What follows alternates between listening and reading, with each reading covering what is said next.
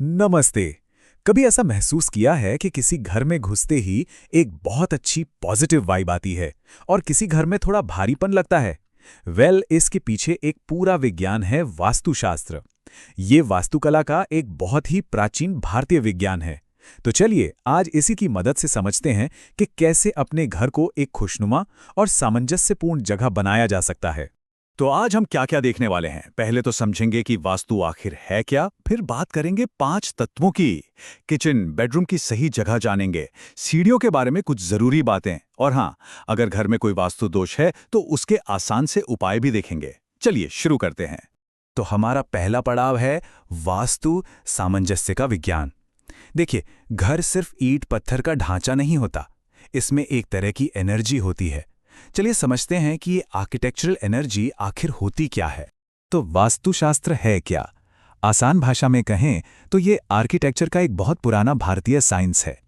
इसका एक ही मकसद है, हमारे घर और नेचर की एनर्जी के बीच एक बैलेंस बनाना, एक ऐसा तालमेल जिससे घर में रहने वालों की भलाई हो। अब सवाल यह है कि अगर ये बैलेंस बिगड़ जाए तो क्या होता है? तो उसे ही कहते हैं वास्तु दोष। मतलब आर्किटेक्चर में कुछ ऐसी गड़बड़ियां जो घर की पॉजिटिव एनर्जी के फ्लो को, उसके बहाव को रोक सकती हैं। तो इस वास्तु दोष का हल क्या है?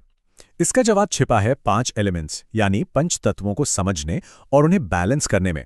यही है वास्तु की बुनियाद। ये 5 तत्व हैं: जल, अग्नि, पृथ्वी, वायु और आकाश। और देखिए, हर एलिमेंट की एक अपनी दिशा तय है। जैसे जल यानी पानी का कोना है नॉर्थ ईस्ट, अग्नि यानी आग का साउथ ईस्ट। जब ये सभी तत्व अपनी अपनी सही जगह पर होते हैं तो घर में एक नेचुरल हार्मनी, एक संतुलन बन जाता है। चलिए अब इन एलिमेंट्स को ध्यान में रखते हुए अपने घर का एक छोटा सा टूर करते हैं। देखते हैं कि वास्तु के हिसाब से कौन सा कमरा कहाँ होना चाहिए। सबसे पहले बात करते हैं किचन की, यानी रसोई घर की। ये घर का पावर हाउस है ना? इसका सीधा कनेक्शन है फायर एलिमेंट यानी अग्नि से। इसीलिए वास्तु के हिसाब से किचन के लिए सबसे अच्छी जगह है साउथ ईस्ट कोना, जिसे अग्नि कोण भी कहते हैं। माना जाता है कि इससे घर में सेहत और समृद्धि बनी रहती है। अब आते हैं मास्टर बेडरूम पर। इसके लिए सबसे बेस्ट डायरेक्शन है साउथ वेस्ट। क्यों? क्योंकि ये पृथ्वी तत्व का जोन है जो स्टेबिलिटी मतलब स्थिरता लाता है। और एक स्टेबल एनर्जी जोन में नींद भी तो गहरी और सुकून भरी आती है। और घर में पूजा घर कहाँ होना चाहिए? इसके लिए सबसे पवित्र कोना माना गया है नॉर्थ ईस्ट यानी ईशान कोण। ये जल तत्व की दिशा है, शांति और स्पष्टता का प्रतीक। तो पूजा पाठ और ध्यान के लिए इससे बेहतर जगह और क्या होगी? अब आते हैं एक बहुत ही दिलचस्प हिस्से पर, सीढ़ियां। वास्तु में इन्हें सिर्फ एक फ्लोर से दूसरे फ्लोर पर जाने का रास्ता नहीं माना जाता, बल्कि ये प्रोग्रेस यानी उन्नति का प्रतीक हैं। तो जाहिर है घर में इनकी जगह बहुत मायने रखती है। इसका मतलब ये हुआ कि एक सीढ़ी की सही या गलत जगह घर की एनर्जी और तरक्की के फ्लो पर सीधा असर डाल सकती है। तो फिर इन्हें होना कहाँ चाहिए?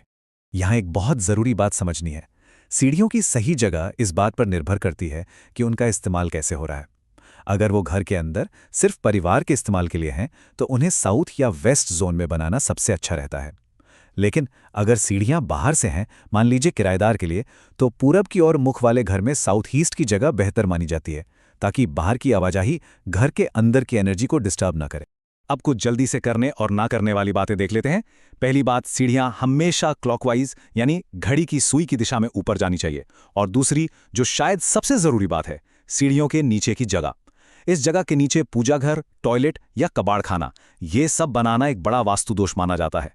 इससे पॉजिटिव एनर्जी का फ्लो रुक सकता है। ठीक है, हम जानते हैं कि हर घर परफेक्टली वास्तु के हिसाब से बनाना मुमकिन नहीं है, खासकर बने बनाए घरों में।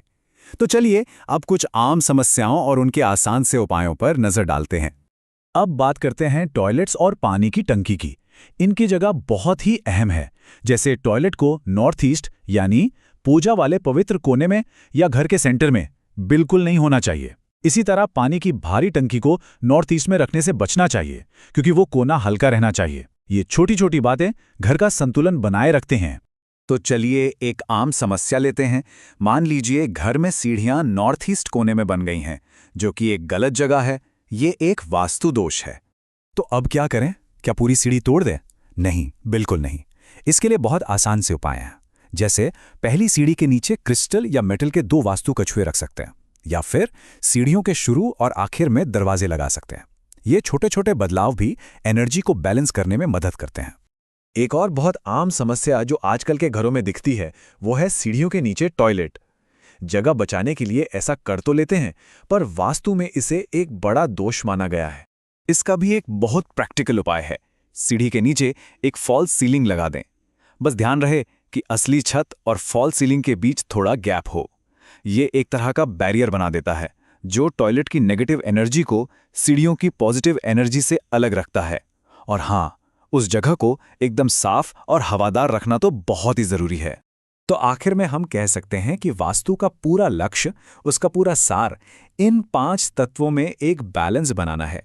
जब ये बैलेंस सही होता है तो घर सिर्फ घर नहीं रहता, वो एक बैलेंस्ड और खुशहाल जगह बन जाता है। तो ये सिर्फ ईंट और पत्थर की बात नहीं है। सोचने वाली बात यह है कि हम जिस स्पेस में रहते हैं उसका डिजाइन हमारी लाइफ की एनर्जी को किस हद तक आकार दे सकता है, उसे एक नई दिशा दे सकता है।